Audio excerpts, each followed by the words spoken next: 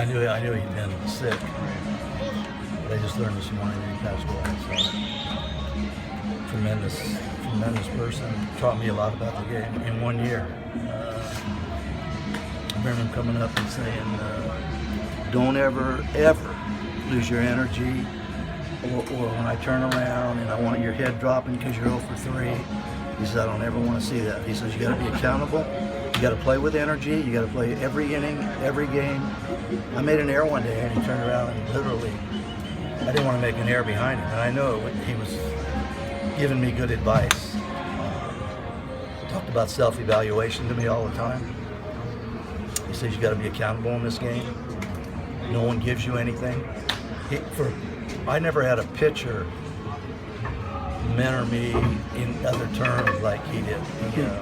And in 1 year, spring training, he says, "Keep your mouth shut and your eyes and ears open." It was that simple.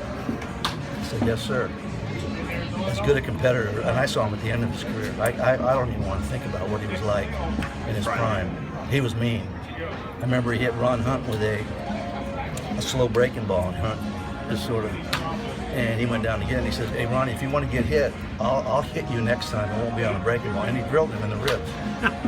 I mean, that's what kind of competitor he was. Because Hunt didn't want to get out of the way of the breaking ball. He just sort of turned into it. And he told him, he says, "Hey, I'll oblige you if you want to get hit. Trust me."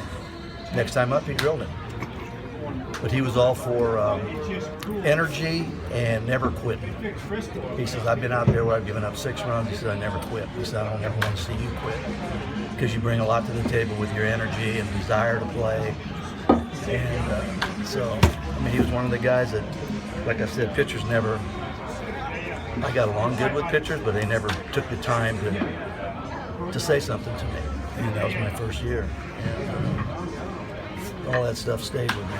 How important do you think it was getting that advice so early in your career?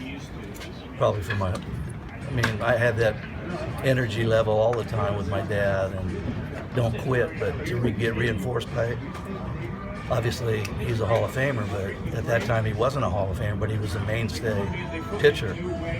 To get that reinforced, can't even express in words what it meant. When a guy like that, at the end of his career, takes time to see someone that's just starting,